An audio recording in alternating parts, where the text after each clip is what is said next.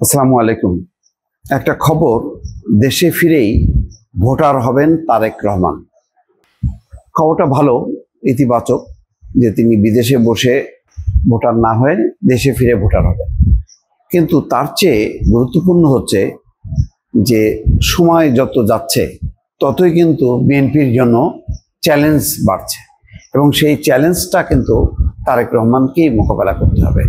অর্থাৎ চাপটা তৈরি হচ্ছে তারেক রহমানের উপর। কেন এই কথা বললাম? বলার কারণ হলো এই যে রাজনৈতিক পরিস্থিতি ধীরে ধীরে হলেও পাল্টাচ্ছে। বলবো না যে একেবারে উল্টে গেছে। এই যে পাল্টাচ্ছে কোন দিকে? পাল্টাচ্ছে হলে বিএনপির যেই নেতৃত্বের একটা অনুপস্থিতি, বিশেষ করে তারেক রহমানের মতন একটু গতিশীল একটা নেতৃত্ব খুবই দরকার, যে খুব দ্রুত বেগে মাঠে ঘাটে দৌড়ায় বেড়াবে এবং দলকে সংগঠিত করবে। এখন দলের যত নেতা তারা কিন্তু কেন্দ্রীয় পর্যায়ে বসে আছেন, যার যার নির্বাচনী এলাকায় যাচ্ছেন, কিন্তু সারা দেশব্যাপী যে একটা তৎপরতাটা এবং বড় বড় জনসভা করা, সেই কাজগুলো কিন্তু একেবারেই নেই। সেই কাজটা খুব চমৎকারভাবে আমি বলবো জামাত ইসলাম করছে।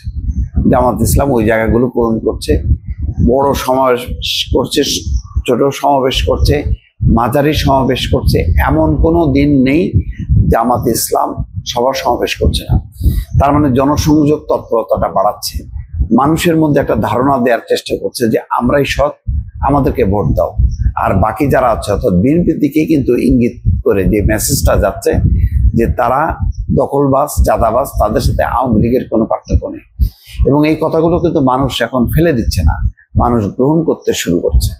এখন বলতে পারেন যে বিএনপির মতন বিশাল দল, সেখানে জামাত ইসলাম কিছুই না, কিন্তু জামাত ইসলামেরও একটা সাংগঠনিক বেজ আছে। আর মানুষ যদি মুক্ত ভোট পায় তখন কোন দল বড় কোন দল ছোট তা না, তার মন যেটা চাইবে সেটাই কিন্তু করবে। আর সেটার কারণেই তো দেখেন ওই নাহিদ, সার্জিস, হাসনাত তাদের আন্দোলনের ডাকে সাড়া দিয়ে মানুষ যেহেতু মানসিকভাবে তৈরি ছিল, মানুষ কিন্তু চাপায় পড়ছে।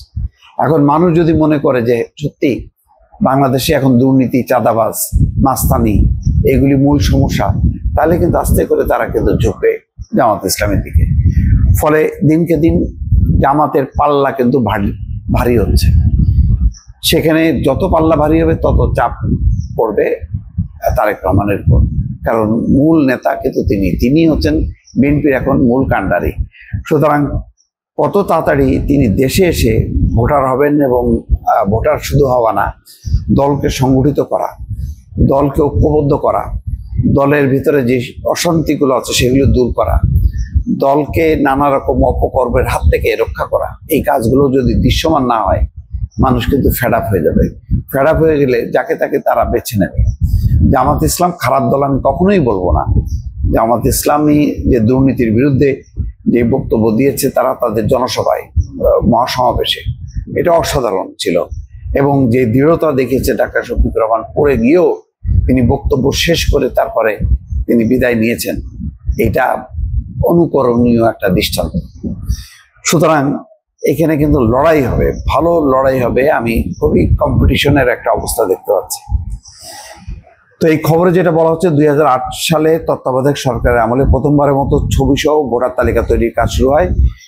বিএনপির ভারপ্রাপ্ত চেয়ারম্যান তারেক রহমান এবং তার স্ত্রী ডাক্তার জুবাইদা রহমান ছিলেন লন্ডনে। ওই বছরের 11ই সেপ্টেম্বর লন্ডনের উদ্দেশ্যে বাংলাদেশ ছাড়েন ওই দম্পতি। ফলে ওই সময় ভোটার হতে পারেননি তারা। চলমান ভোটার তালিকা হালনাগাদে ভোটার হয়েছেন ডাক্তার জুবাইদা রহমান, তবে এখনো ভোটার হননি বিএনপির ভারপ্রাপ্ত চেয়ারম্যান তারেক রহমান। প্রবাসী বাংলাদেশিদের ভোটার করতে এরই মধ্যে কয়েকটি দেশে কার্যক্রম শুরু হয়েছে। নির্বাচন কমিশন যুক্তরাজ্যের লন্ডন, বার্মিংহাম এবং ম্যানচেস্টারেও ভোটার কার্যক্রম শুরু হয়েছে। তবে তারেক রহমান সেখানে ভোটার হওয়ার জন্য এখনো আবেদন করেননি বলে জাতীয় পরিচয় নিবন্ধন অনুবিভাগের কর্মকর্তারা বলছেন। যাই বোঝা যাচ্ছে যে লন্ডনে প্রবাসীদের নতুন ভোটার হতে গেলে আবেদনকারীকে অবশ্যই লন্ডনের নির্বাচন অফিসে আসতে হবে, কারণ আবেদনকারীর স্বাক্ষর, 10 আঙুলের ছাপ এবং চোখের আইরিশ বাধ্যতামূলক। লন্ডনে তারেক রহমান এখন আবেদন করেননি বলে ইসি সূত্রে জানা গেছে। তিনি দেশে এসেই করবেন, তবে দেশে আসা এবং এই রাজনৈতিক চ্যালেঞ্জ মোকাবেলা করাটা এখন খুব জরুরি তারেক রহমানের জন্য। দর্শক ভালো থাকবেন, আল্লাহ হাফেজ।